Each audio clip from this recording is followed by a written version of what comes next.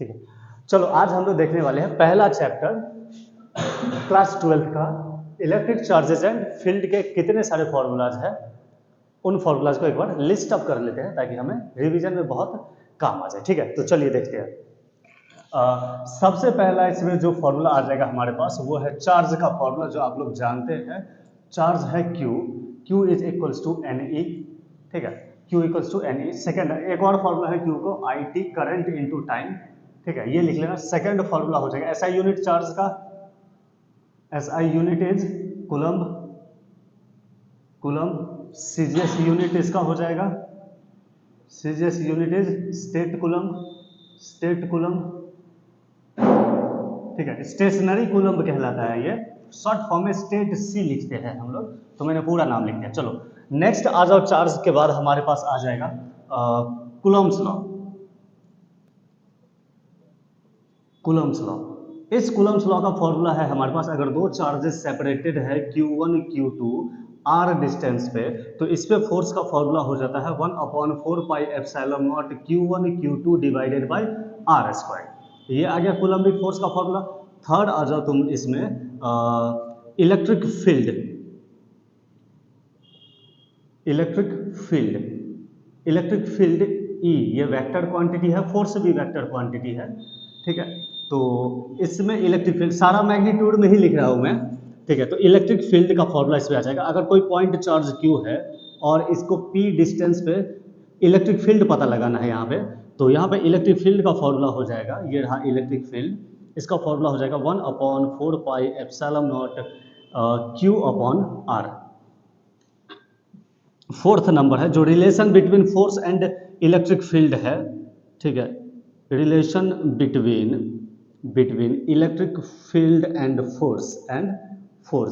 इसका केस में जो फोर्स का फॉर्मूला हो जाएगा वो हो जाएगा Q इंटू ई, या फिर electric field E is equals to F upon Q। Electric field का SI यूनिट क्या हो जाएगा? इलेक्ट्रिक फील्ड का SI यूनिट हो जाएगा, SI यूनिट इसका हो जाएगा हमारे पास न्यूटन पर कूलम। हो गया, न्यूटन पर कूलम। ठीक है, ये है electric field. Fifth number formula में इसमें आ जाओ हमारे पास, इलेक्ट्रिक फील्ड के बाद आ जाता है एक डाइलेक्ट्रिक कांस्टेंट का भी फॉर्मूला था यहाँ पे, हम लोग लिख लेते हैं relative permittivity, relative permittivity, relative permittivity जिसको एप्सिलॉन R कहते हैं हम लोग। ठीक है, तो epsilon R is equals to हो जाएगा हमारे पास रिलेटिव परमिटिविटी के इस टर्म में लिखो, epsilon is equals to epsilon R, epsilon upon epsilon R, ये एप्सिलॉन नॉट। ठीक है, तो यहाँ से एप्सिलॉन इक्वल्स टू आ जाएगा epsilon not into epsilon R।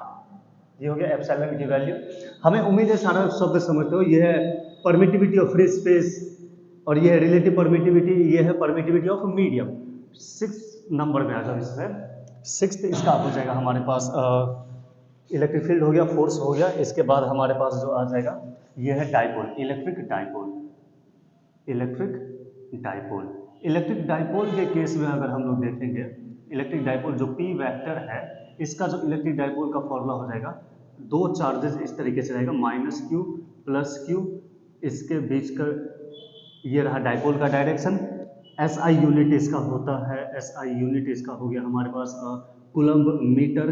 It is vector quantity, it is vector quantity, vector quantity. और यहाँ से इसका फॉर्मूला हो जाएगा Q into L. Be careful, Q into L. L है इस दोनों चार्ज के बीच का सेपरेशन है L। कई बार L को इक्वल टू 2a कन्वीनियंट के तौर पे लिखते हैं हम लोग 2a, तो तुम यहाँ पे P equals to Q into 2a लिख सकते हो इस तरीके से। ठीक है, और 7th नंबर में आ जाओ। नेक्स्ट इसमें आ जाएगा हमारे पास electric field due to dipole. तो इसमें दो पार्ट में लिखना, electric field due to dipole, due to dipole at axial line, at axial line. Axial line के लिए क्या हम लोगों ने कंसेप्ट पढ़ा हुआ था कि ये डाइपोल है -Q +Q, और ये इसका एक्सियल लाइन हुआ। पॉइंट P पे इलेक्ट्रिक फील्ड निकालना था, डाइपोल का डायरेक्शन ये हुआ। तो यहाँ पे इलेक्ट्रिक फील्ड एट एक्सियल का जो फॉर्मूला था ये हो जाएगा 2P upon 4 pi epsilon not by centre से ये डिस्टेंस कितना लिए थे, x लिए थे, तो ये हो जाएगा एक्स क्यूब।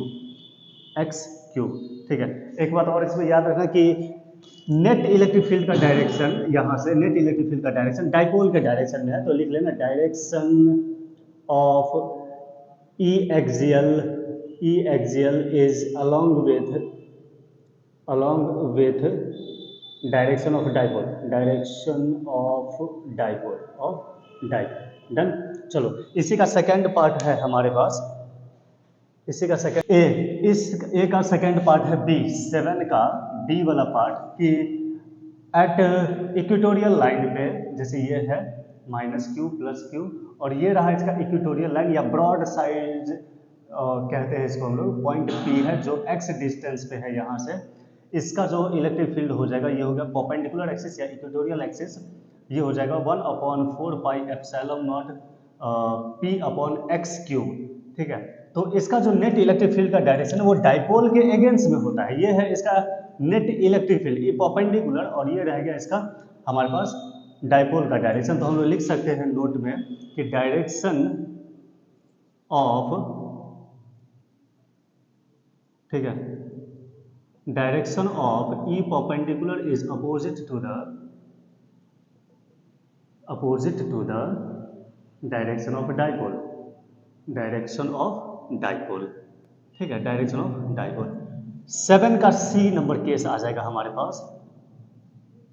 ठीक है, थर्ड नंबर पार्ट में इस पे देखेंगे कि एट एनी पॉइंट तो electric field due to dipole at any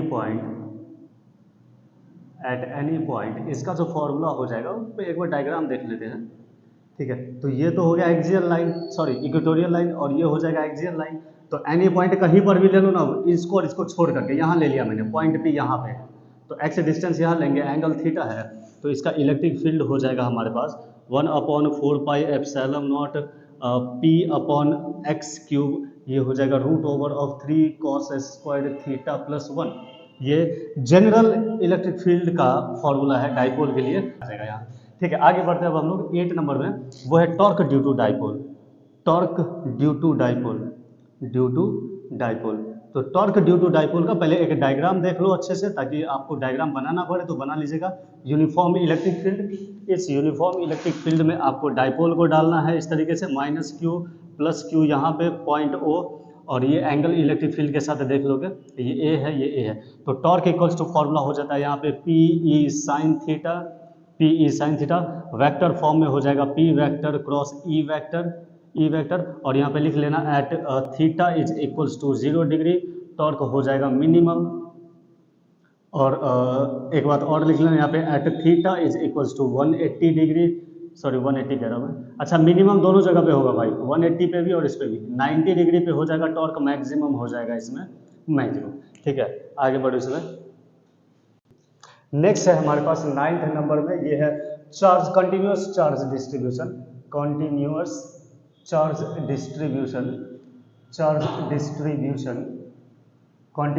distribution. इस केस में हमारे पास 3 केस आते हैं। सबसे पहला 1 डायमेंशन, दूसरा 2 डायमेंशन और तीसरा 3 डायमेंशन। तीनों बॉडी के लिए अलग अलग है। तो इसके लिए चार्ज डेंसिटी होगा लैम्डा इक्वल्स टू Q/L, इसके लिए हो जाएगा sigma is equals to Q/A, इसके लिए हो जाएगा हमारे पास रो इज इक्वल्स टू Q/वॉल्यूम V। ठीक है, अगर तुम डायग्राम भी देखना चाहते हो फिगर तो बना लो भाई।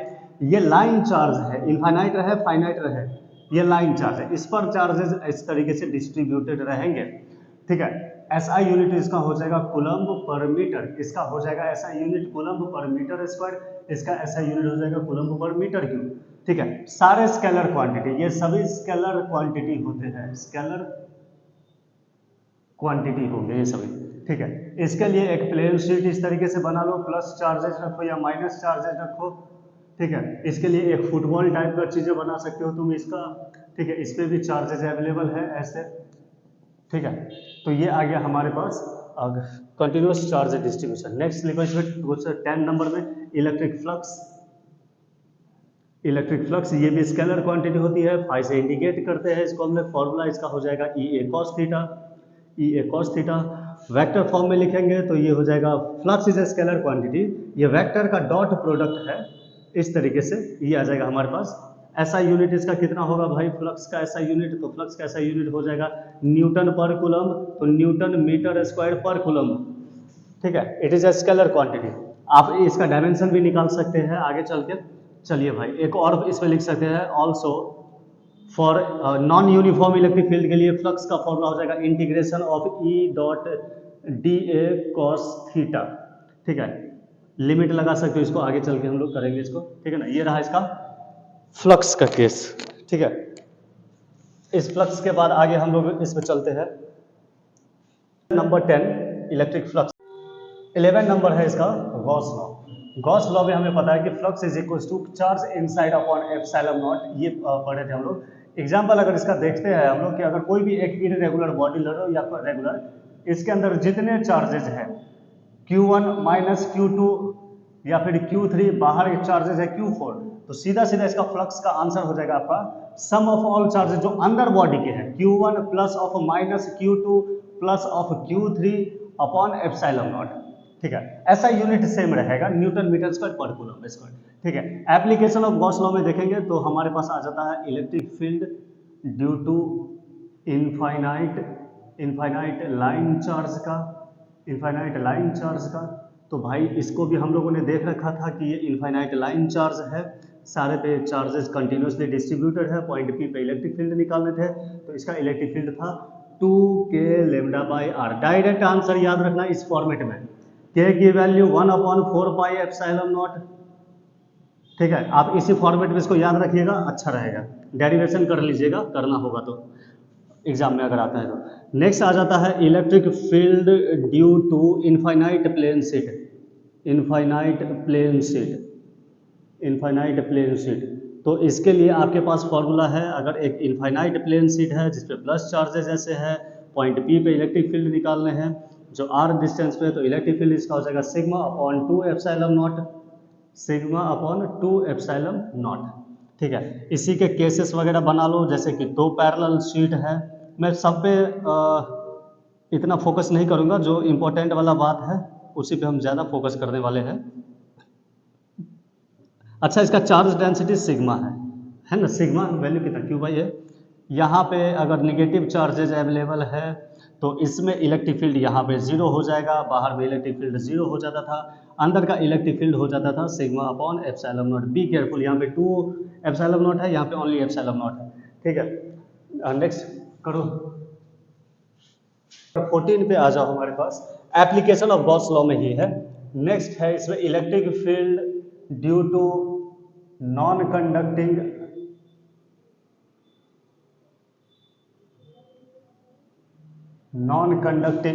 स्फेरिकल शेल, स्फेरिकल शेल या हॉलो स्फीयर, या hollow sphere.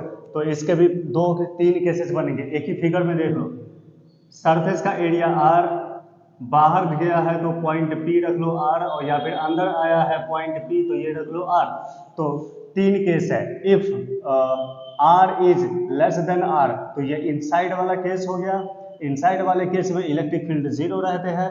B r is equals to r, यहाँ पे इलेक्ट्रिक फील्ड की वैल्यू हो जाएगी 1/4 पाई एप्सिलॉन नॉट, ये हो जाएगा q divided by r। Surface के लिए है तो r के इक्वल है। सी नंबर केस हो जाएगा हमारे पास r is greater then capital R, तो इलेक्ट्रिक फील्ड की वैल्यू हो जाएगी 1/4 pi epsilon not q by r। अच्छा, r स्क्वायर है, याद रखना, r लिख रहा हूँ ये r। ठीक है, तीनों केसेस है, चार्जेस इसके सरफेस पे अवेलेबल है, अंदर में कोई चार्जेस नहीं है क्योंकि हॉलो है ये। फिर अच्छा, इसका ग्राफ देख लो, ग्राफ कैसे बनाते थे इसका, ये रह गया इसका r और ये रह गया इलेक्ट्रिक फील्ड, तो यहाँ से लेकर के r तक तो 0 है। यदि r के इक्वल है तो इलेक्ट्रिक फील्ड यहाँ पर 0 है, और यहाँ पे जो इलेक्ट्रिक फील्ड इसका मैक्सिमम आने वाला है इससे डिक्रीज करता हुआ चला जाएगा। यहाँ लिख लेना E इक्वल्स टू 0, यहाँ पे E proportional to 1/r square. ठीक है, 15th नंबर में आ जाओ, सेम रहेगा, शेल के जगह पर सॉलिड हो जाएगा। Electric field due to non conducting spherical, solid spherical body, ऐसे लिखना है इसमें, solid spherical body, solid spherical body. तो सॉलिड है भाई, मतलब कि अंदर में घुस घुस करके पूरा चार्ज फिलअप है, कहीं जगह खाली नहीं है, टोटल चार्ज अवेलेबल है। तो पॉइंट से आर ले लो, पहला case point R, point R, point P, अगर आर डिस्टेंस पे है तो if R is greater than R तो इलेक्ट्रिक फील्ड की वैल्यू हो जाएगी यहाँ पे 1/4 Q upon R square. B number case R is equal to capital R, तो इलेक्ट्रिक फील्ड हो जाएगा 1/4 Q divided by R square. C number case जो इंपॉर्टेंट केस है इसका, when R is less then capital, ये अंदर में आ गया तो ये इनसाइड हो गया, ये इनसाइड है, ये आउटसाइड है, आउटसाइड है, ठीक है, यहाँ पर भी ये आउटसाइड होगा, आउटसाइड है। तो इसका electric field is equal to हो जाएगा rho R by 3 epsilon naught, rho R by 3 epsilon naught. Be careful, rho की वैल्यू होती है total charge divided by volume of the sphere, ठीक है। तो इसका ग्राफ बनाएंगे, तो इसका ग्राफ जो इलेक्ट्रिक फील्ड और आर के बीच का ग्राफ बनने वाला है वो सरफेस तक तो स्ट्रेट लाइन जाएगा, ई प्रोपोर्शनल टू आर, और उसके बाद inversely proportional E proportional to 1/r², ऐसे, ठीक है।